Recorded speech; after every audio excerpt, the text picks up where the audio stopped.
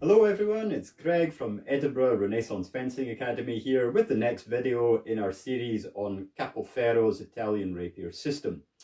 Today we're going to be covering quite a technical topic, so I'm going to go over the finta or feint. So of course in fencing terms, a feint is a false attack designed to deceive your opponent and draw out their defense. A couple of quick notes before I get into the physical description of that. Firstly, in Capoferro's system, it is very heavily thrust oriented, so we're going to look at the feint by stoccata thrust today as the sort of main example of that type of technique. However, it is possible to feint with any attack using broadly the same idea. Secondly, there are different opinions about the tactical applications and validity of feints in a sword fight. I'll return to Capoferro's ideas about that aspect of things at the end of the video, so please listen out for that.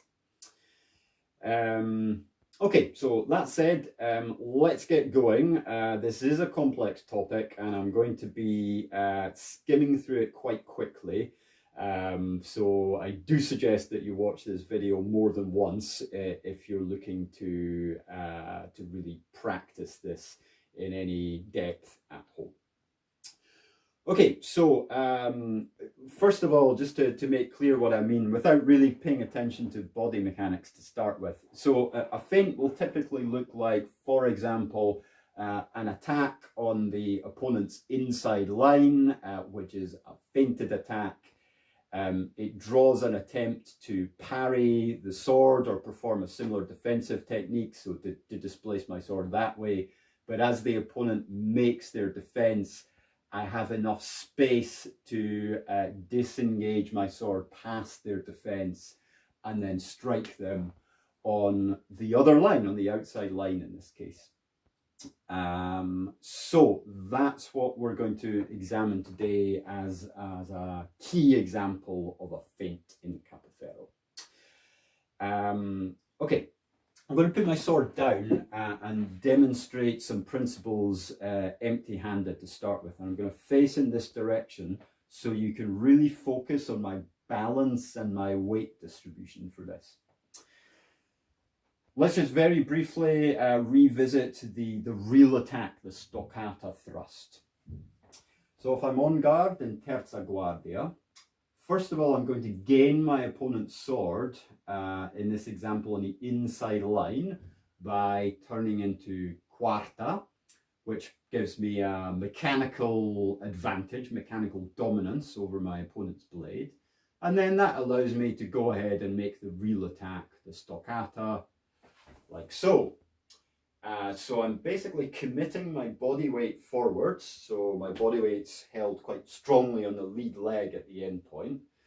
And that commitment of my body weight is what's driving the attack forwards, pushing it past the opponent's defense and really vigorously striking the target.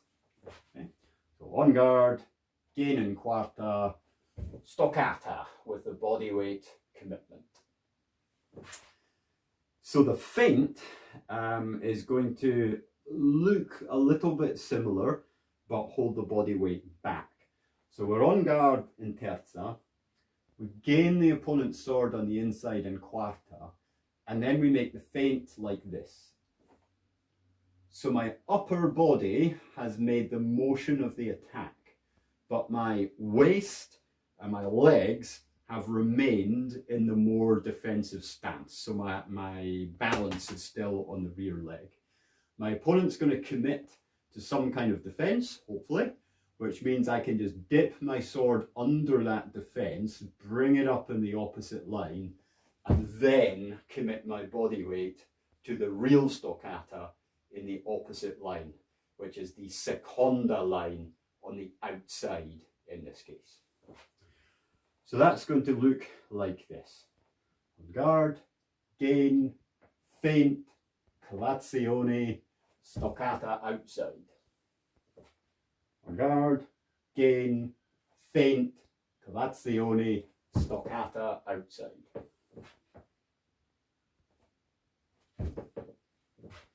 And obviously when you get good at this, all of these component parts should kind of flow together to make one almost seamless movement so that the opponent doesn't have the opportunity to recognize that they have been deceived.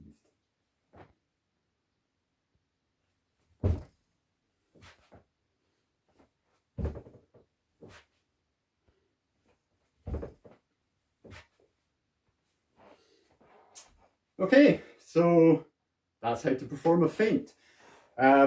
Just a quick technical note about the sword movement in this and the Cavazione.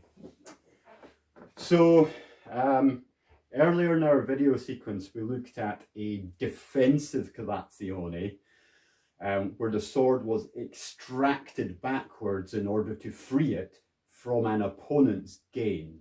So in that case the opponent was the aggressor, they were coming forwards and we were pulling our sword back in order to free it. This is a different type of Cavazione. This is an aggressive or offensive Cavazione. We are the ones going forwards. So in this case, we should not pull the sword back. Instead, we keep a straight arm, and all we're doing is just dipping the tip of our sword down and up so that it arrives at the opposite side of the opponent's blade. So we're drawing a little V in the air. It is in fact also possible to do a Cavazione over the top, so kind of an inverted V, but most of the time this is performed going underneath. So if I'm facing the camera, I'm on guard in terza, I gain the sword in quarta, I make my feint, the opponent tries to parry it or perform some other defense, I dip the tip of my sword down, keeping a straight arm, I raise it up, turning the hand into seconda because it's in the opposite line, and then I drive my body weight forwards using the back leg. So on guard, gain, feint, Cavazione to seconda, thrust. Gain, feint, Cavazione, thrust.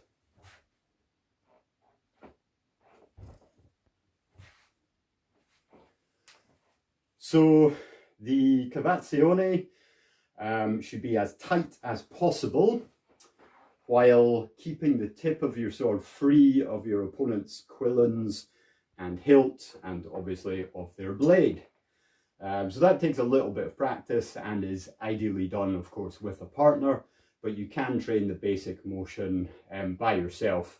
Just get used to this idea of dipping the point backwards and forwards. Okay, so that's basically it. That's how to perform a feint in Capoferro's system. So how effective is this in a fight? Is it a good idea to use it? And if so, should you use it a lot or a little? It's an interesting question and one which doesn't have a clear answer. Different historical masters had different opinions about the use of the feint. And Capoferro himself has contradictory advice about it. In the first part of his treatise, where he's describing the general principles of fencing, he very clearly indicates that he thinks feints are ineffective and dangerous. So he basically says that you're either going to perform a feint slightly out of measure, maybe you're kind of probing your opponent just to see how they react, in which case there's no threat to the opponent, so he sees that as being a waste of time.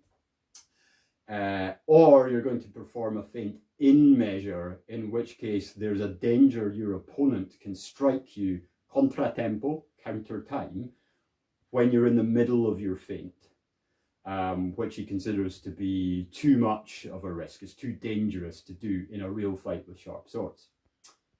However, in the second part of Capoferro's treatise, the technical part where he gives lots of example plays or exchanges between fencers, he uses feints very often, and usually the setup is that one fencer launches an attack and the other fencer defeats it with some defensive technique, like a parry and riposte, or a scanso, or a counter time thrust, whatever it is.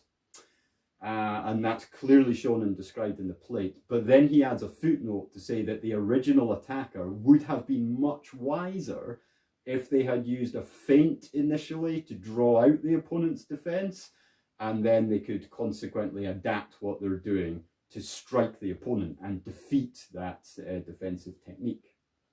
So that's a clear contradiction. On the one hand, feints are ineffective and dangerous.